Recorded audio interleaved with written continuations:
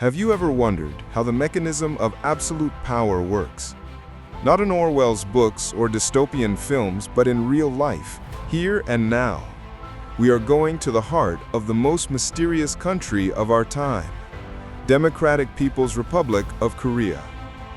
Take a look at the world map, a small peninsula sandwiched between the giants of China and Russia on one side, and the sea, beyond which Japan and American military bases are hidden on the other. A country whose area can be crossed by car in a few hours has become a real challenge for the entire global community. It would seem that what chances does a tiny state have for survival, living under constant sanctions? Minimal. But contrary to all predictions, the North Korea not only exists, it demonstrates remarkable stability. 74 years under one family control. Imagine when the mighty USSR collapsed after 69 years of existence, the Kim dynasty continued to hold a firm grip on power. How do they do it? Let's start with a shocking fact. Imagine a quiet, shy teenager at a prestigious Swiss boarding school. His classmates are the children of the European elite, diplomats, and millionaires. He speaks several languages and is interested in classical music, spends holidays in alpine ski resorts, and immersed in the world of Western values and freedoms. None of his teachers or friends have any idea what's behind the mask of an ordinary student named Park Un. The future owner of the nuclear button is hiding, with an iron grip, keeping the 25 million-strong country isolated. Who would have thought that this same young man, just a few years later, will order the execution of his own uncle, will proclaim himself a beloved leader, and become the architect of one of the most brutal regimes of the 21st century? But this is precisely the shocking metamorphosis of Kim Jong-un, whose biography reads like a dark political thriller, whereas the hero with a privileged Western education becomes the antagonist of the entire Western world. Irony of fate? More likely a strategic calculation by his father, Kim Jong-il, who prepared his son to lead the country in a complex, globalized world.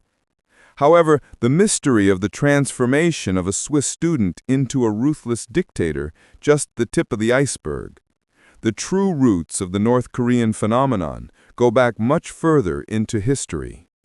Let's go back to the 1950s. American bombers are flying over Korean cities and villages, turning the country into a lunar landscape. Just think about this number. 200,000 tons of bombs for a population of 10 million. That's about 20 kilograms of explosives per capita, including infants. U.S. Air Force General Curtis Lee May reported calmly, "There are no targets left in North Korea. We burned every building." To be fair, the Korean War began with the North Korean invasion of the south of the peninsula. In June 1950, Kim Il-sung, inspired by the support of Stalin and Mao, gave the order to attack. At first, his troops crushed the Southerners, but the intervention of the Americans and UN troops turned the situation 180 degrees. China has entered the picture, and after 3 years of bloodshed, the front line returned almost to its original position along the 38th parallel, where it still takes place today. For any sane politician, such an outcome would mean admitting a disaster, but not for Kim Il-sung. This master of political theater stages a victory parade in the ruins of Pyongyang. Yes, precisely victories. He transforms a monstrous defeat and national tragedy into a triumph of the spirit. And what's most amazing is that the population believes him. In a country cut off from the outside world, where there are no alternative sources of information, a new reality is being created. Then the recovery begins. With the help of the USSR and socialist countries, destroyed cities are rebuilt. Pyongyang rises from the ashes like a phoenix. And in parallel with the physical recovery, Kim Il-sung constructs the ideological foundation of his power. He doesn't just imitate Stalin. He goes further, turning oneself into a living deity. Wars not only destroy, but also create unique opportunities for manipulation. After the Korean conflict, the country was left with a huge number of orphans. For Kim Il-sung, this becomes a source of opportunity. He builds orphanages and special schools for the children of the revolution's martyrs. It would seem like a noble gesture, but these institutions are turning into factories of absolute loyalty. Children who have lost their parents are instilled that you have a father who is a great leader. It is he who feeds you, clothes you, and gives you a roof over your head. Pupils of the famous Mangyondae school subsequently become the backbone of the state security forces and the army elite. Take a look at the propaganda art of the period. Kim Il-sung is depicted surrounded by children whom he embraces with parental tenderness. It's curious that the founder of the dynasty himself did not come up with this technique out of nowhere. His parents were Christians. His father worked as a school teacher. The mother came from the family of a school director. Kim understood the power of religious devotion very well and created his own version of secular religion. The uniqueness of the North Korean regime, it also lies in the special ideology created by Kim Il-sung, Juche. This is not just a political doctrine, but a holistic worldview, determining all aspects of the lives of citizens of the DPRK. In contrast to classical Marxism-Leninism, Juche paramount national identity and self-reliance. Interestingly, the Juche ideology did not emerge overnight. Initially, Kim Il-sung adhered to the Soviet model of socialism. However, as the influence of the USSR weakened and China's position strengthened, he needed his own ideological platform. Juche became the ideal tool for maneuvering between powerful neighbors. In the 2000s, the ideology was supplemented by the Sangun concept. The army comes first. Under Kim Jong-un, this was supplemented by Panjin, a policy of parallel development of the nuclear program and the economy. These ideological transformations allow the regime to adapt to changing conditions, preserving the inviolability of the foundations of power. Impressive flexibility for a seemingly ossified dictatorship. The Korean War taught Kim Il-sung another lesson. Without reliable protection, the regime is doomed. The United States seriously considered using nuclear weapons in that conflict. The ghost of Hiroshima and Nagasaki, where atomic bombs instantly took hundreds of thousands of lives, loomed over the Korean peninsula. What does a pragmatic leader do in such a situation? Of course, it strives to acquire its own atomic umbrella. North Korean physicists are sent to study in the USSR at the nuclear center in Dubna. In the 1960s, with Soviet assistance, the first research reactor appeared in the DPRK in Yongbyon. However, Moscow was in no hurry to share its nuclear weapon secrets. After the Cuban Missile Crisis of 1962, when the world was teetering on the brink of nuclear war, the Soviet leadership realized the danger of the spread of deadly technologies. This led Pyongyang to an important conclusion. Even the closest allies cannot be relied upon unconditionally. The only guarantee of security is one's own deterrent potential. And the DPRK begins an unprecedented militarization. The share of military spending in the country's budget soars from 5% to 30% over a decade. One of the key instruments for maintaining the power of the Kim dynasty became a unique propaganda system that has no analogs in the modern world. The process of ideological indoctrination begins literally from the cradle. In kindergartens, children act out scenes of the destruction of American imperialists, and the first words they learn to write are, "Thank you, Marshal Kim." The urban landscape in the DPRK is completely subordinated to ideological goals. In every house there are necessarily portraits of leaders, which need to be regularly wiped with a special cloth. Loudspeakers on the streets broadcast patriotic songs and the regime's latest achievements. Monuments and memorials glorifying the dynasty and its accomplishments have been erected everywhere. North Korean television deserves special attention. There are only a few channels in the country, and all of them are controlled by the state.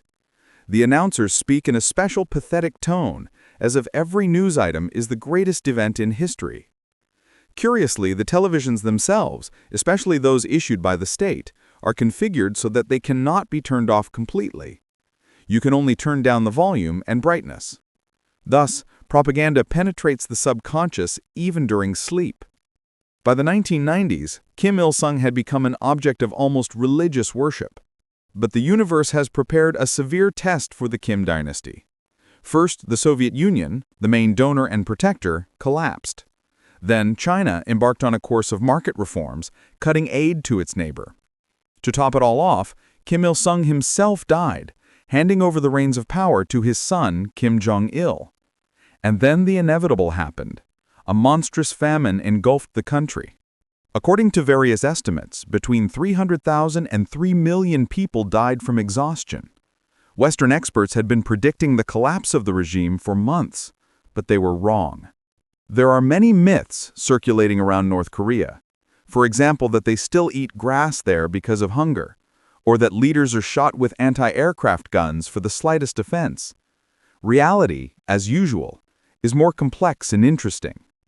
When the famine broke out, North Korea made a paradoxical maneuver, appealed to the main ideological opponents of the United States and South Korea for humanitarian aid. They agreed because the mass death of innocent people was contrary to their values. At the same time, the government took an unprecedented step, loosened control over the economy. Spontaneous markets arose where people traded anything that could bring an income. Smuggling across the Chinese border flourished. Interestingly, women became the main entrepreneurs. In the patriarchal Korean culture, men still formally went to state-owned enterprises, although they were without raw materials and wages. And their wives saved their families from hunger by engaging in small-scale trade. However, too much economic freedom threatened to undermine the foundations of the regime. Kim Jong-il found a brilliant solution. Announced Songun, the army comes first. This killed two birds with one stone. Firstly, the North Korean army is a formidable force. With a population 5 times smaller than Russia's, the North Korean army is comparable in size to the Russian army. Hungry, armed people are a direct threat to any regime. Secondly, Kim Jong-il himself did not have the same authority as his father. He never commanded troops, and before gaining power he headed the propaganda department. The army's leadership was skeptical of him. The new policy ensured that the military elite received the best supplies and maximum privileges, which strengthened its loyalty. Control over information is one of the most important foundations of the North Korean regime. The country has officially banned the internet for ordinary citizens. There is a local network called Kwangmyeon, which contains only ideologically verified content. Mobile phones appeared in the DPRK only in the early 2000s, and even now they operate in a closed system without the possibility of international calls. At the same time, the spread of contraband USB drives and DVDs has become a real disaster for the regime, with South Korean TV series and films. They show a completely different reality. A prosperous society with a high standard of living and freedom of choice. The penalties for viewing such content are extremely harsh, but the risk is worth it for many North Koreans. It is characteristic that in recent years the authorities have adopted a number of strict laws against ideological contamination. In 2023, draconian measures were introduced against the use of South Korean slang and fashionable clothing. Listening to K-pop music can result in up to 15 years of hard labor. This paranoid reaction speaks for itself. The regime realizes that the main threat is not external invasion, is internal decay under the influence of a foreign culture. But why did Kim Jong-il and his son and successor, Kim Jong-un, continue to invest astronomical sums in the nuclear program when the population was in poverty? The answer lies in the fate of another dictator, Libyan leader Muammar Gaddafi. In the 2000s, Gaddafi abandoned his weapons of mass destruction program in exchange for economic preferences from the West. And in 2011, when the uprising broke out in Libya, NATO air power aided the rebels, leading to the overthrow and brutal assassination of the dictator. The moral for the Kim dynasty is clear. Nuclear weapons are the only guarantee of survival. The current leader of the DPRK is not so crazy as to be the first to use it against the United States. A retaliatory strike would have destroyed the country in minutes. But the very fact of the existence of missiles capable of reaching American territory makes Washington think twice before any intervention. Domestically, the nuclear program plays an equally important role. It is presented as the regime's greatest achievement. Look, says the propaganda, the little DPRK has forced the world's greatest power to reckon with it. In 2025, this rhetoric is backed up by real achievements. North Korea has unveiled a new class of warships capable of carrying more than 50 missiles of various types, including ballistic ones. Political scientists claim that any political regime can exist indefinitely if it rests on three reliable supports. The first pillar is public support. In the DPRK, this is ensured by total propaganda.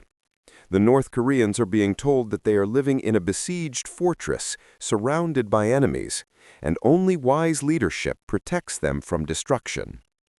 This line is constantly being strengthened. In January 2023, a law was passed banning the use of South Korean words and expressions under threat of severe punishment, including the death penalty. The second support is the loyalty of the security forces. The military and party elite receive colossal privileges: luxurious apartments, cars, access to scarce goods, the opportunity to travel abroad. To give them the regime means to lose everything. The third pillar is the support of influential economic circles. Where do they come from in socialist North Korea? And where from? Since the late 90s, the Dongju class has been formed in the country. These are high-ranking party and military officials, heads of state-owned enterprises doing business abroad, and those same successful female traders. They have real dollars and euros, and not just the devalued North Korean won. For these people, the Kim regime is a guarantee of their well-being. According to observers, about 1% of the DPRK population lives at the level of the middle class in developed countries. It drives foreign cars and vacations at non-ski resorts built under Kim Jong-un, has access to imported goods and technologies. Let's take a specific example. The DPRK automobile industry produces licensed copies of foreign models. The owners of such production facilities make good money in the absence of competition. But what will happen to their business if the borders open? Will their cars be able to compete with Korean Hyundai or Kia, not to mention European and Japanese brands? For the DPRK business elite, maintaining the regime is a matter of economic survival. Or here's another example. The national airline Air Koryo, which is ridiculed in the West for its ancient fleet of Soviet-made aircraft. But within the country, it is an entire empire. Taxi service, gas station network, travel agency, cigarette and food production. This is a classic public-private partnership, where a nominally state-owned company actually feeds certain clans of the North Korean elite. The Kim family itself lives in royal style. According to South Korean intelligence, the current leader has 33 residences throughout the country. 28 of them have their own railway stations. All are protected by security systems and connected by underground tunnels. Of course, there are also deep bunkers in case of military conflict. Every year, about 1,000 North Koreans risk their lives to escape the country. The path to freedom is incredibly dangerous. First, they must cross the border into China, where fugitives can be caught and deported back to North Korea. Then it's a long journey through China to third countries, most often Thailand or Mongolia, from which they can seek asylum in South Korea. Adapting to a new life becomes a real challenge. Imagine a person who's never used the internet, hasn't held a smartphone in his hands, hasn't seen a supermarket. For defectors, ordinary things become a source of culture shock. 24-hour shops, freedom of movement, huge selection of goods. The revealing story of Park Young-mi, who fled North Korea at the age of 13. In her memoirs, she describes the first time she saw Seoul at night. A city flooded with light, with endless advertising signs and streams of cars. I couldn't believe that people slept with the lights on. In North Korea, we saved every candle, she said. It is personal testimonies like these that shape our understanding of life in the most closed country in the world. In June 2018, a historic meeting between Donald Trump and Kim Jong-un took place in Singapore. The American president showed the North Korean leader a specially created video. The meaning was clear. Give up nuclear weapons and we will turn Pyongyang into a thriving metropolis like Singapore or Shanghai. You will retain power like the Chinese Communist Party or the Japanese Emperor, but you will allow Western investment and technology into the country. Many would find such a deal tempting, but Kim Jong-un politely declined the offer. Why? Because he understands perfectly well that he already has a luxurious life, but there is only one guarantee of maintaining power: nuclear weapons. Once the borders open to international business, the dynasty's days of absolute power will be numbered. It is important to understand that the current leader of the DPRK is not a naive, isolated dictator. He was born in 1982 and witnessed the collapse of communist regimes in Eastern Europe. He studied in Switzerland and saw the Western way of life with his own eyes. He has real information about the outside world, unlike most of his subjects. When Kim Jong-un first came to power, the Obama administration tried to find an unexpected channel of communication: basketball. The North Korean leader is known to be a big fan of the NBA. It was originally planned to send basketball legend Michael Jordan to Pyongyang, but he refused. However, the eccentric champion Dennis Rodman, who had visited North Korea several times and played in exhibition matches, agreed. This basketball diplomacy had symbolic significance, but did not lead to a breakthrough in relations. The price Washington demanded, a complete renunciation of nuclear weapons, was too high. What is the situation on the Korean Peninsula in 2025? A historic break occurred in January of last year. Kim Jong-un has officially abandoned the idea of peaceful unification with South Korea. The relevant organizations were dissolved, and the famous reunification monument in Pyongyang was dismantled. The leader of the DPRK proposed constitutionally enshrining the status of the South as a hostile state. At the same time, cooperation with Russia intensified. Since the beginning of 1922, military cooperation between the countries has expanded. North Korea supplies ammunition and even sends military contingents in exchange for food, oil products, and economic preferences. North Korea's cyber activity deserves special attention. Over the past decade, North Korean hackers have stolen more than $6 billion worth of cryptocurrency. These funds are used to finance the nuclear program and support the sanctioned economy. Speaking of sanctions, just recently, in April 2025, Japan extended trade restrictions against North Korea until 2027. The reason was the ongoing missile tests and the unresolved issue of abducted Japanese citizens. Remarkably, the Kim dynasty has managed to maintain the country's isolation even in the digital age. The answer to the question of why this is possible lies in the very nature of the information society. Paradoxically, the more information circulates in the world, the easier it is to filter and censor it. The North Korean leadership is pursuing a strategy of selective modernization. The elite gains access to modern technologies, smartphones, computers, software, but ordinary citizens are cut off from the global information network. At the same time, the state creates simulacra of Western technologies, owns search engines, social networks, operating systems, everything under total control. Kim Jong-un understands perfectly well that in the modern world, a country without an internet connection is doomed to technological backwardness. So he adopted an alternative model.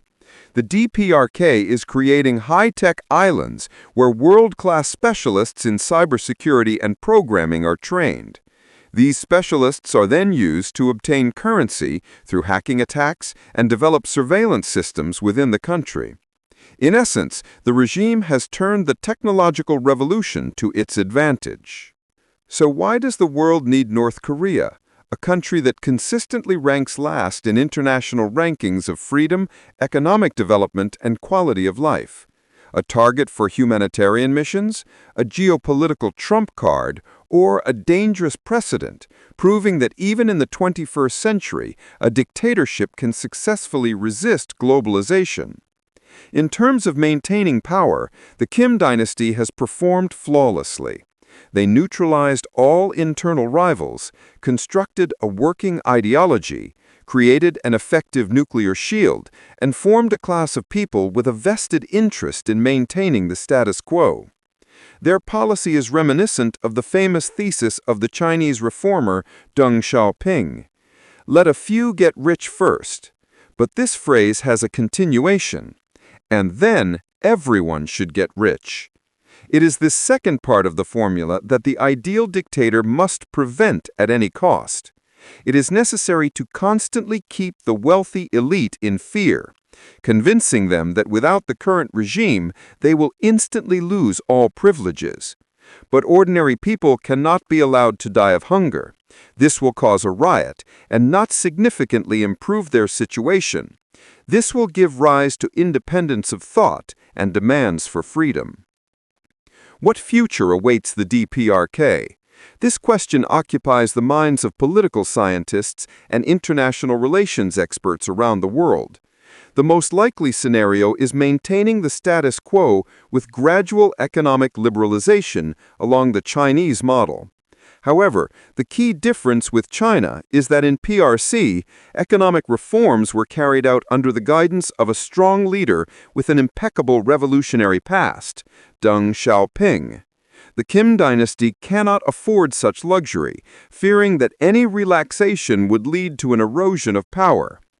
Interestingly, South Korean analysts are putting forward the soft landing theory. According to it, North Korea can gradually integrate into the global community not through a sharp collapse of the regime, but through evolutionary changes.